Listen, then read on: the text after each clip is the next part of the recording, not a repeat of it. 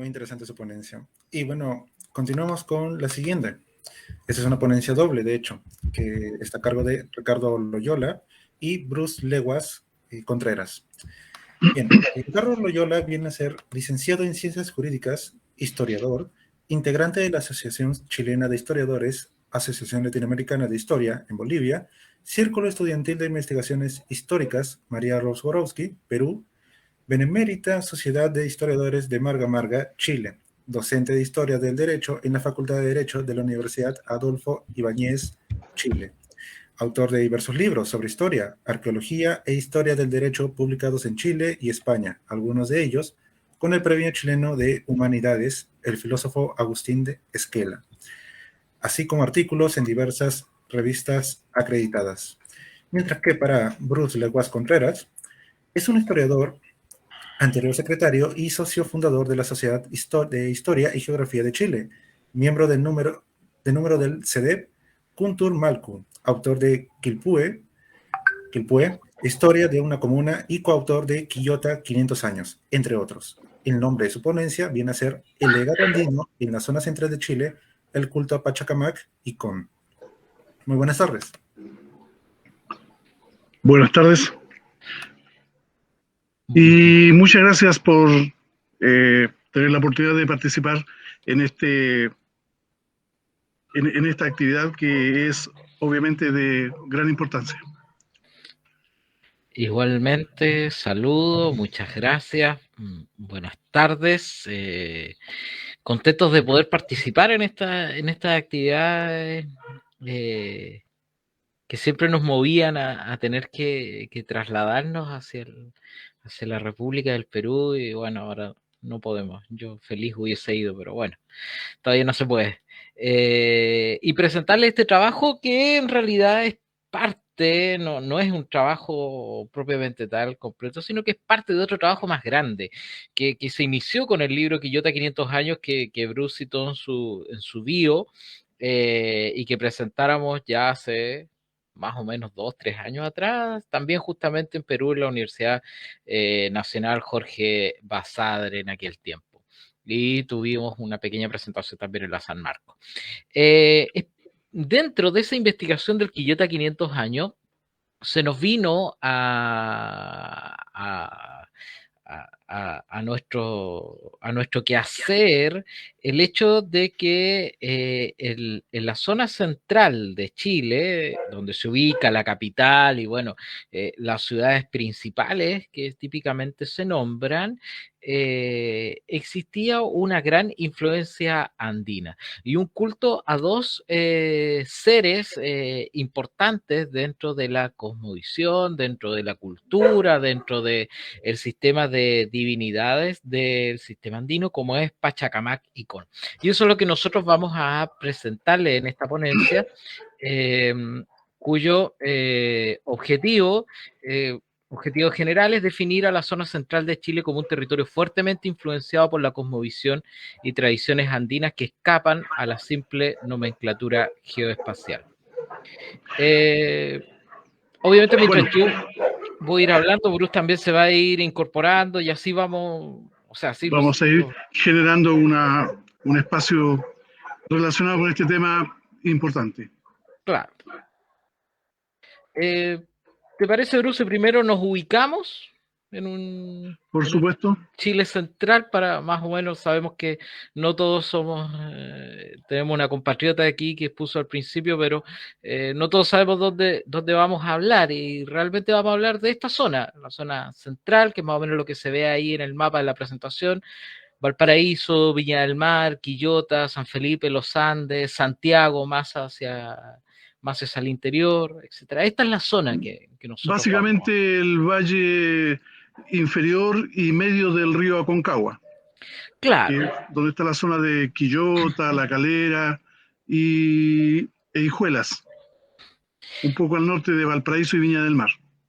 Y esta zona típicamente era conocida porque todos los nombres, excepto Viña del Mar, que es un netamente hispánico, o Villa Alemana, todos los otros nombres, por ejemplo, Limache, Concón, Olmué, todos los nombres se entienden que provienen generalmente de la lengua mapudungún, o sea, de la etnia mapuche, porque todo el territorio de la zona central era mapuche, en formas, obviamente no estamos hablando del punto de vista de la investigación académica, sino que del punto de vista de la idiosincrasia nacional, o incluso el punto de vista académico, cuando uno toma, por ejemplo, el tema del Limache, donde todavía hay textos académicos, no conviene citar autores, pero que todavía hay textos académicos que hablan de Limache, gente de Lima, simplemente, cuando tiene una razón un poquito más allá que se ha investigado muy poco, salvo el profesor Fernando Venegas, que abre otros espacios respecto a lo que es Limache. Entonces se entiende que toda esta zona es una zona de herencia completamente araucana o mapuche, dominada por el mapudungún, lo cual Sin embargo, rebatimos. Sin embargo, ya a principios del siglo XX, cuando se empezó a estudiar las poblaciones originarias, se dio cuenta en una de estas investigaciones, sobre todo por parte de Ricardo Latcham, que la zona del río Aconcagua y sobre todo lo que ahora llamamos la región de Valparaíso y parte de lo que ahora es también Santiago y el sur de Coquimbo, obedecían a una organización incaica que fue el Guamani de Chile, y que el nombre Chile había venido a partir de un Mitmacuna o Mitimae procedente de la zona de Arequipa regado por el río Chile, y que ellos habían traído ese nombre y lo habrían impuesto a la zona donde fueron trasplantados. Y obviamente que al llegar ellos trajeron su cultura, sus usos y costumbres, sus creencias religiosas, y de ahí empieza entonces a darse ya cuenta de lo que más adelante vamos viendo. Dos topónimos principales que son Concón y Pachacama. Claro, y nosotros descubrimos aquí que tenemos para ir adentrándonos poco a poco, dos cosas importantes, que son la altura y los seques que se pueden armar tanto de esas alturas como de otros puntos. Vamos a tener relieves montañosos que para los pueblos originarios fueron actualizados al recibir la influencia andina, fueron actualizados en cuanto a su sacralización, o algunos fueron reacomodados para una sacralización, como es el caso de el centro adoratorio Paracón, que era una fortaleza y se transformó en una huaca, ya un centro de adoración.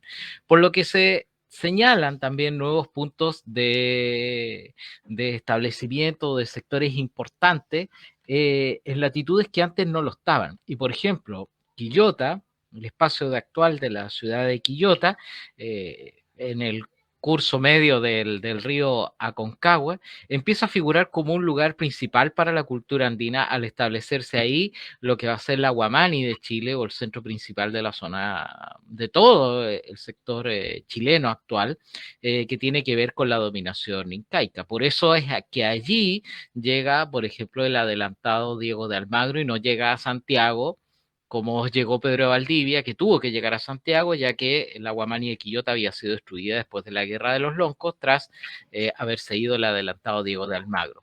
Algunas alturas principales que Bruce les puede, yo creo, señalar mejor que yo, y punto específico esto que se ven acá. Bueno, en la parte occidental está el Cerro Mauco.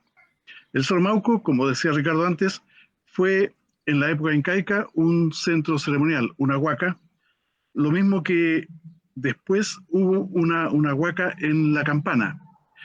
Estas dos huacas, una de las cuales era la huaca que no quiso hablar cuando se le hizo una consulta, tiene una importancia bastante relevante por el hecho de que a partir de esas alturas principales, La Campana y Mauco por un lado, fueron entrelazando un sistema no solamente de seques, sino que además de desarrollo de la religiosidad. Estas dos alturas principales están directamente relacionadas con la pirámide del Cerro Aconcagua, donde se encuentra una capacocha, una capacocha a una gran altura y en un lugar en que pocos habrían pensado en que pudiera existir, debido a lo inaccesible de la subida. Y desde la Concagua, desde el lugar de la Capacocha, están plenamente visibles, por un lado la Campana y por otro lado el Mauco. De una manera bastante interesante, Rubén Stegberg, un arqueólogo de primera línea que trabajó en el Museo Nacional de Historia Natural, fue haciendo una serie de capturas de documentos que llegaron a sus manos y que él los fue analizando y los fue compartiendo con la comunidad nacional, y de esos se viene a derivar el hecho de que Pachacamita son un sector que está íntimamente relacionado con la adoración de Pachacamac, y que Concón, en la desembocadura meridional del río Concagua, y que también tiene una localidad, digamos, hermana, que se escribe igual, un poco al noroeste de Lima, viene a ser el sector principal de la adoración del dios Con. Aquí nosotros, Adelante. Aquí nosotros podemos ver los teques que se pueden sacar a partir de el Cerro Mayaca, que es una de las elevaciones más importantes dentro de lo que es la ciudad de Quillota, un cerro que funciona prácticamente como una defensa dentro de lo que fue la antigua cancha en la que se establecieron todas las instalaciones incaicas, y que nos lleva a reconocer una serie de alturas que también son parte de este legado andino, que tiene que ver justamente con esta Guamaní de Quillota, con este centro que va a ser una fuerza centrífuga y va a empezar a generar su propia sinergia respecto de toda la zona central.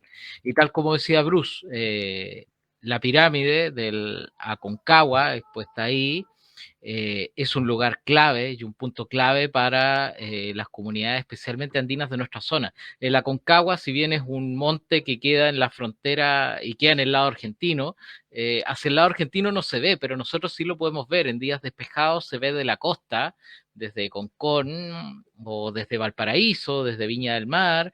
Uno ve el Aconcagua imponente, o lo ve de cualquier parte en algún punto aquí de la zona central. Y entonces esta importancia de generar estos puntos va a generar también un cambio en la denominación de algunos puntos, que ya no se van a llamar como antes, y van a generar obviamente todo un proceso de cultura nueva basado en el sistema andino, como es el caso de Pachacama, que vamos a ver a continuación de manera más específica, lo que es Pachacama, y con dos nuevos centros y elementos de adoración. Pachacama, establecido como un mitimae, como una especie de colonia traída desde el sur de la actual ciudad de Lima hacia la zona central de Chile. Diferencia, Pachacamac queda hacia la costa, en Perú, pero aquí Pachacama queda bien retirado de la costa.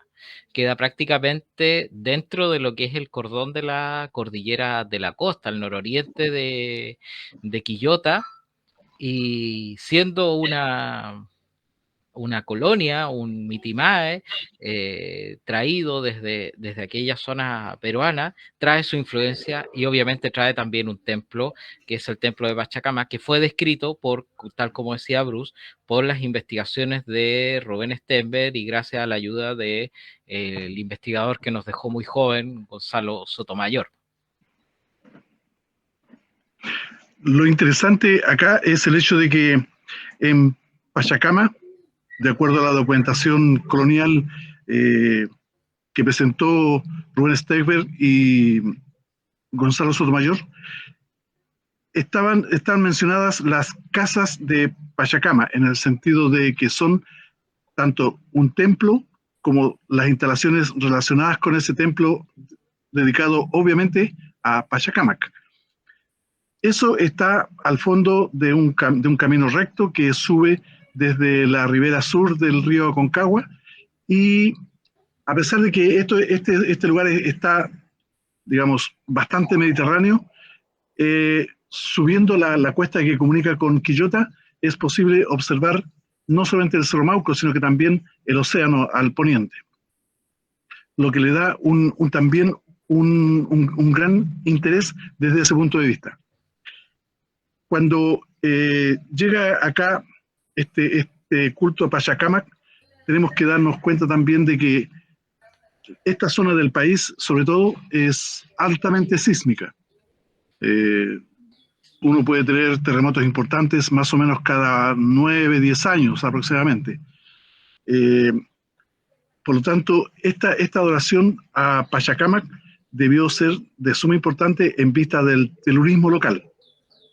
Y por otra parte, quedaba también a una distancia bastante corta, bastante accesible dentro de una jornada normal, hasta el centro administrativo y ceremonial de Quillota, donde estuvo el Templo del Sol y donde después un conquistador español dedicó su armadura, dejándose solamente la espada.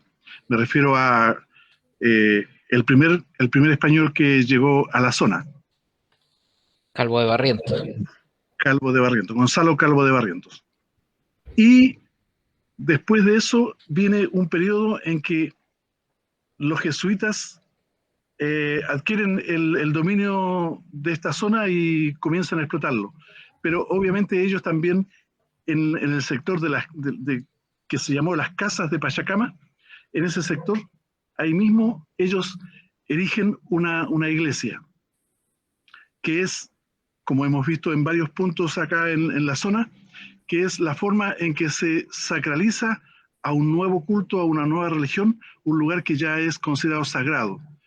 Y bueno, como parte de esa herencia cultural y religiosa, están los bailes chinos de Pachacama hoy en día, que se realizan año a año. Y que aún se mantienen en la pequeña capilla que existe, que no tiene relación con la capilla original o con no, que se sino que una sobre que está en Pachacamita. Claro, son dos localidades distintas. Claro, un par de kilómetros las diferencias. Claro. Pero junto a eso estaba la huaca de Con, y que es la imagen que ustedes tienen al lado izquierdo. Ese es el Cerro Mauco. En la cima del Cerro Mauco, 800 metros sobre el nivel del mar, se encuentran los restos de lo que fuera una huaca definida como Huaca Fortaleza por Rubén Stenberg, y que fue sacralizada en los tiempos de la influencia andina. Anteriormente simplemente fue una fortaleza, pero en tiempos ya de dominación incaica fue sacralizada como una huaca. Lo interesante es el tamaño, porque el recinto murado, digamos, los muros exteriores tienen una longitud de aproximadamente 750 metros, lo que abarca la doble cima. Como se puede ver en la fotografía, este cerro tiene una cima doble, la más alta hacia el poniente y la más baja hacia el oriente. Y desde arriba, obviamente, que la vista del Cerro Aconcagua es fantástica, lo mismo que las demás alturas importantes y que también fueron lugares sacralizados, como por ejemplo el Cerro Tres Puntas. La vista es excepcional. Pero al lado derecho ustedes tienen otro cerro que es el cerro La Campana. ¿Y cuál es la relación que tiene con el Mauco? Bueno, Bruce ya la esbozó en alguna parte. Sucede que en algún minuto la huaca de Con, que está ubicada en el Cerro Mauco, no quiso hablar, no quiso dar señales al Inca. Y el Inca solicita que ella dé señales y sacraliza otro cerro para que sí le haga hablar a Con. Y es el Cerro La Campana. que es el que está a la mano derecha. Bajo el Cerro La Campana y detrás de él se encuentra Pachacama. Prácticamente es una defensa del templo de Pachacama respecto a Con, que es rebelde y que no quiere hablar.